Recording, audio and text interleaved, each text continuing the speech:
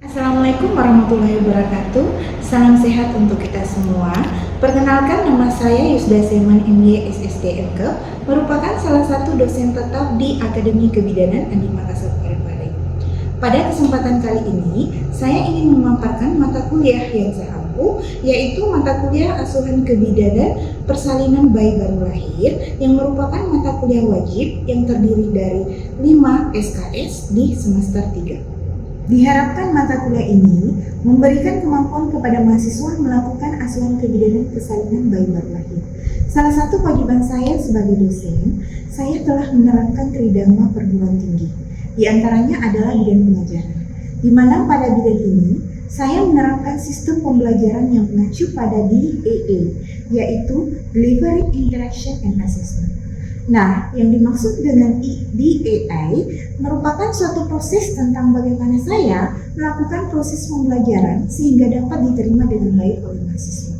Materi yang saya sajikan ini mengacu pada capaian pembelajaran lulusan dari mata kuliah ini. Dari CPM menurunkan 6 CPMK, kemudian dari CPMK menurunkan 24 sub CPMK, dan dari 24 CPMK tersebut dibagi menjadi 28 kali pertemuan di luar ujian tengah semester dan ujian akhir semester. Pembelajaran lulusan pada mata kuliah ini terdiri dari 4 aspek.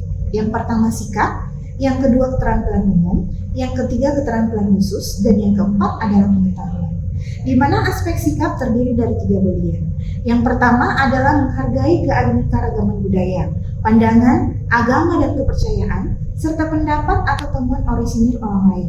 Yang kedua adalah menunjukkan sikap bertanggung jawab atas pekerjaan di bidang keahliannya secara mandiri. Yang ketiga, menjalankan praktek kebidanan sesuai dengan kompetensi, kewenangan, dan kode etik profesi.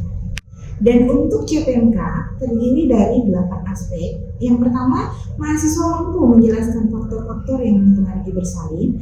Yang kedua, mahasiswa mampu menjelaskan kebutuhan dasar ibu bersalin. Yang ketiga, mahasiswa mampu menjelaskan evidence dalam asuhan persalinan.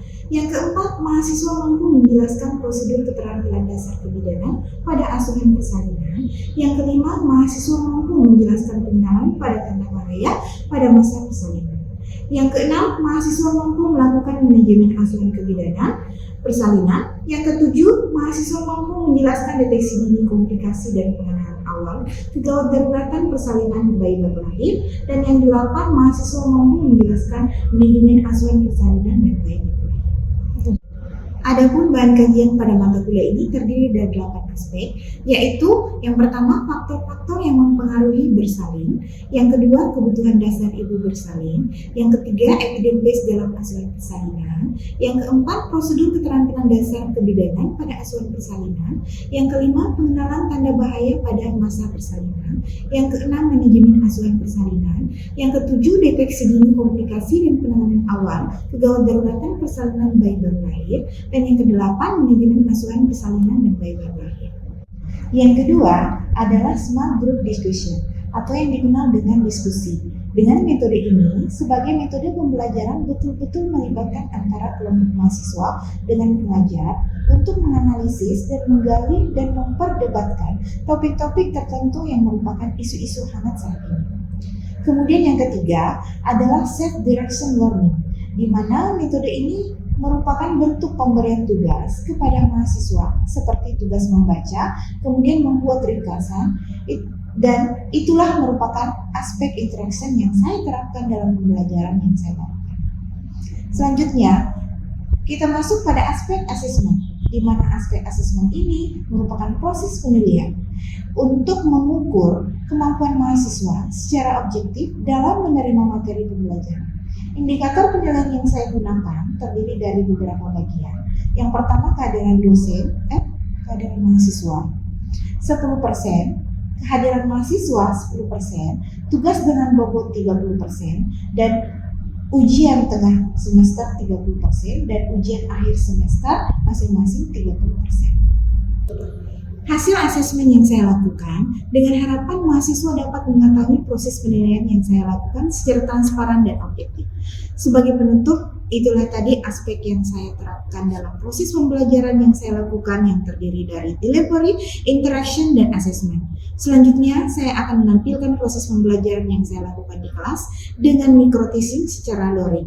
Selamat menyaksikan. Assalamualaikum warahmatullahi wabarakatuh. Gimana kabarnya semua hari ini? Alhamdulillah baik. Ya. Nanti dilihatkan kata hari ya. Untuk pertemuan kali ini merupakan pertemuan kedua ya di mata kuliah asuhan kebijakan persalinan baik terakhir. Nah, untuk pokok pembahasan hari ini kita akan membahas tentang persalinan. Nah, ada yang pernah mendampingi orang bersalin? Belum ya? Belum? Atau ada yang pernah? Ya keluarga ibu atau seorang wanita. Seutuhnya seorang wanita itu akan merasa menjadi seorang wanita ketika dia sudah melahirkan dari dia.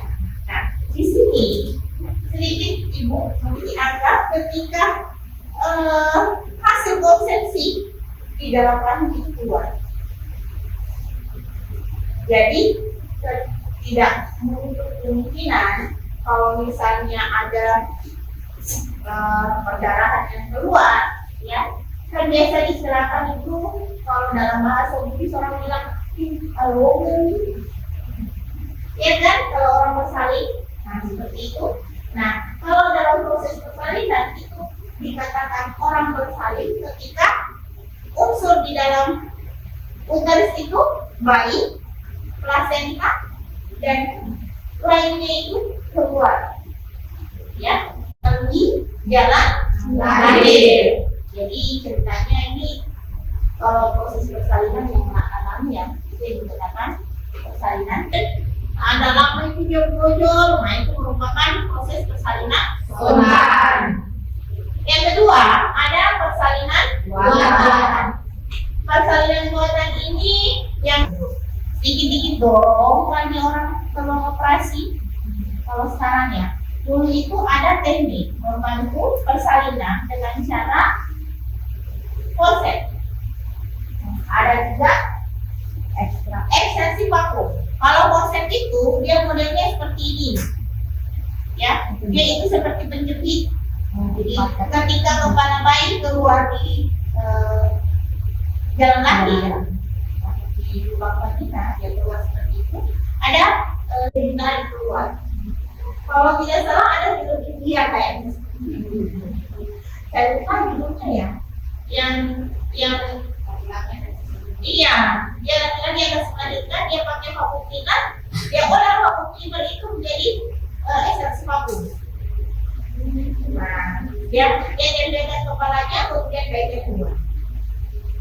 Oke, lanjut persalinan ditimbulkan dari luar dengan jalan pemberian rangsangan. Jadi kalau ini dengan istilahnya dengan bantuan atau dengan anjuran seperti ibunya dikasih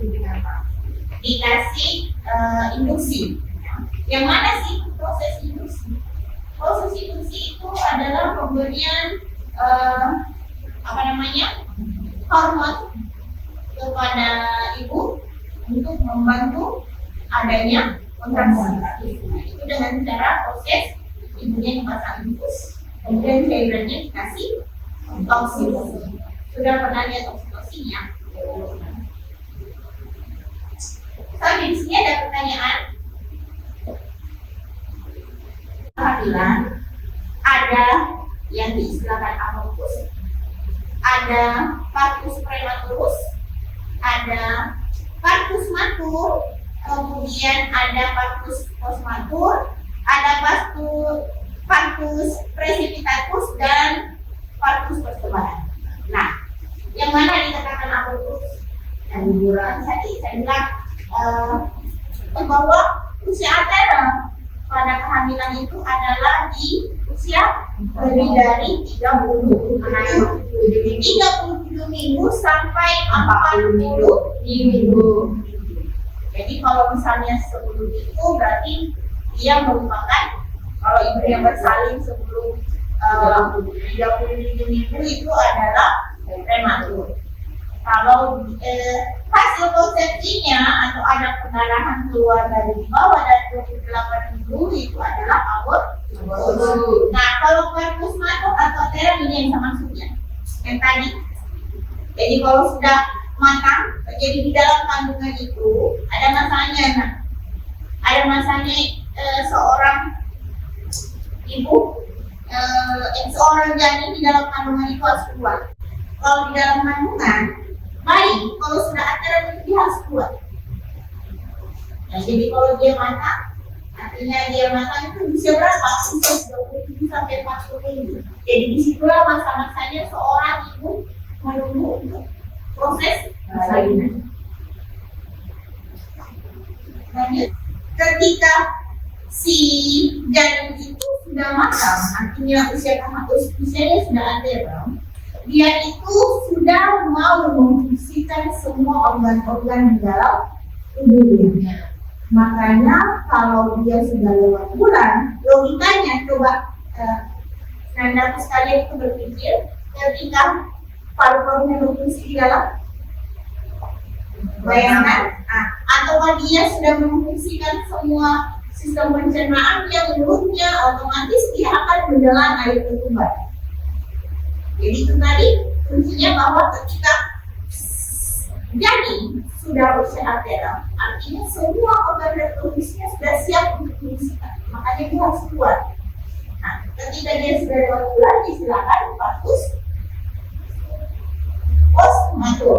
Jadi bahwa kehamilannya lewat bulan. Selanjutnya ada partus precipitatus, partus yang berlangsung cepat atau mungkin di kamar mandi, dalam kendaraan, sebagainya. Artinya partus yang prosesnya kayak tidak ada bedanya. Ya, ini biasanya terjadi pada ibu yang sudah sering melahirkan atau ibu yang multipara. Multipara itu sudah sering melahirkan, ya, tidak mau keluar, kepalanya tarik turun. Nah, ini kemungkinan adanya yang namanya cephalopelvic. Kalau cephalopelvic ini adalah panggul yang sempit, ya, atau panggul yang tidak normal, ataukah panggulnya normal tapi bayinya yang besar, sehingga diameter ruang besarnya bayi tidak muat untuk bayi yang keluar beberapa kali. Nah, salah satu, apa sih itu salah satu? Ya, salah satu itu atau pada salah satu serviks itu pembukaan dari 0 sampai 10. Pernah ya dengar istilah seperti itu ya? Ibu orang melahirkan, Bu, bukan berapa nih? Yang dimaksudkan pembukaan ini, setiap pembukaan itu adalah jarak diameter lubang yang pintu yang nanti dikeluarkan oleh kepala bayi itu terbuka. Kalau dia bilang pembukaan 3, berarti lubang yang terbuka atau vagina yang terbuka itu sebesar 3 cm. Ya, jadi 1 sampai 10. Hasil konsepsi atau dikenal dengan janin. Kemudian kala 3 itu bisa juga diistilahkan dia kala uli. Kala uli itu adalah proses selanjutnya plasenta. Kemudian ada juga kala 4. Kala 4 ini adalah proses pengawasannya atau kala pengawasan. Makanya orang harus melahirkan itu 2 jam habis melahirkan itu harus diawasi oleh bidan. Jadi jangan berharap apa? Jangan berharap habis melahirkan bayinya sudah lahir, ini maka tidur tidak. Ada tugasnya kalian bidan untuk mengawasi ibunya selama 2 jam postpartum. Ini adalah masa-masa inti yang harus kalian awasi. Kalau ada ibu, apa yang harus penting diawasi di sini? Perkaraannya ibu, kontraksinya ibu. Jangan sampai terjadi pendarahan yang hebat. Jangan dari 1 sampai permukaan 3. Jadi kalau fase laten, kenapa istilahkan dia fase laten? Ini fase yang berlangsung agak lama, ya, lama ceritanya dia prosesnya. Ini periode akselerasi, dilatasi maksimal dan deselerasi. Tapi di sini ada yang ingin bertanya. Hai Bu, kan yaitu posisi manakah yang paling efektif untuk menerang pada kala 2? Ya, posisi mana yang paling efektif untuk menerang di kala 2? Jadi tadi kalau untuk proses persalinan tadi sudah kenal ya. Oh kalau tadi kena sudah tahu. Oh kala 2 itu proses keluarnya baik. Nah dia tanyakan, Bu, posisi apa yang nyaman kalau untuk proses persalinan di kala 2? Nah kalau dalam dunia kebidanan, dalam asuhan itu, ibu kalau melahirkan ada nanti istilahnya APN ya, asuhan persalinan normal yang isinya itu 60 langkah ya, isinya 60 langkah, itu yang harus puasa itu tidak. Nah di situ, di dalam situ ibunya posisi untuk melahirkan itu posisinya dia harus dorsal recumbens ya, posisi ibunya harus dorsal recumbens. Dan posisi kepala yang bisa melahir normal itu adalah persentase belakang kepala. Jadi kalau misalnya ketika kita melakukan pemeriksaan di kala 1 yang didapat itu bokong, ya, apalagi kalau ada bokong campur kaki itu tidak bisa melahir normal. Jadi yang bisa lahir normal yang kepalanya posisinya itu harus persentase belakang kepala. Yang mana dimaksud persentase belakang kepala, di mana ketika kita melakukan pemeriksaan PT yang didapat itu adalah ubun-ubun kecil. Ini. Jadi anggap ini lubang servis ya. Jadi kepala itu anggap ini kepala ini ubun besar, ini kecil, ini bukan ya. Jadi yang posisinya itu harus seperti ini. Nah itulah posisi yang harusnya posisi bayi ya, posisi bayi ketika dia bisa bersalin. Oke? Sudah paham? Sudah. Oke. Saya lagi dapat disimpulkan bahwa dalam proses persalinan itu ada yang namanya tanda gejala. Ya. Tadi saya sudah jelaskan bahwa asuhan apa yang harus diberikan pada ibu bersalin. Nah, dalam APN itu ada yang pertama itu melihat tanda gejala kala 2. Tanda gejala itu adalah doran, teknus, dan luka. Ya. Bisa juga dikenal dengan timbulnya rasa sakit, dorongan mendadak. Kalau dalam biasanya kita kan agak malu ya, lihat vagina ya. Kalau orang bersalin itu sudah tidak ada muncul itu malu tidak. Ya. Vagina itu sudah membesar karena ada dorongan kepala dari bawah. Ya. Kemudian ketika orang melahirkan ada salah satu cirinya, apa itu? Bloody show. Bloody show itu adalah proses keluarnya lendir bercampur darah. Ini betul. Itu sesuai dengan teori bahwa itu adalah salah satu tanda atau gejala dari ibunya sedang mau melahirkan. Yang terakhir, nah ini yang terakhir ini adalah di mana proses pemeriksaan itu dibarengi dengan tadi ya, pemeriksaan PT, dan kemudian ada di salah satu itu adalah proses observasi. Observasi itu di mana kita mengawasi PIS. PIS itu adalah kontraksi. Ya, kontraksi yang proses di mana ibunya ketika dia sakit jadi hati-hati. Ketika di laboratoriumnya itu keras. Nah itu baru PIS. Di akhir pembelajaran ini selama saya jelaskan dari awal sampai akhir, saya mau respon ini nanti semua. Di sini ada 2 pertanyaan. Pertanyaan pertama, adakah yang bisa sebutkan pengertian dari kala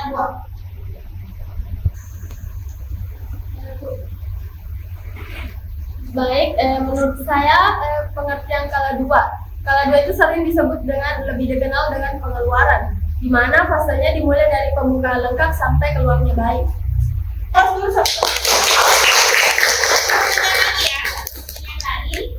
yang tadi apa saja yang dipatok pada skala 4? Baik, Bu. Ya. Apa saja yang dipatok pada skala 4 yaitu TPP, tinggi penduduk, kandung kemih, kemudian kondisi bayi. Oke, untuk pertemuan hari ini, alhamdulillah ya. Artinya apa yang baik juga tadi ada yang bertanya. Saking penasarannya tadi ada yang bertanya ya. Nah Ibu, bagaimana posisi yang normal untuk kepala bayinya keluar? Sudah tadi saya kembali lagi, Anda sekalian bisa menerima dengan baik. Oke, untuk kesempatan hari ini cukup sekian. Kita lanjut di pertemuan berikutnya ya. Saya akhiri dengan ucapan Assalamualaikum warahmatullahi wabarakatuh. Waalaikumsalam.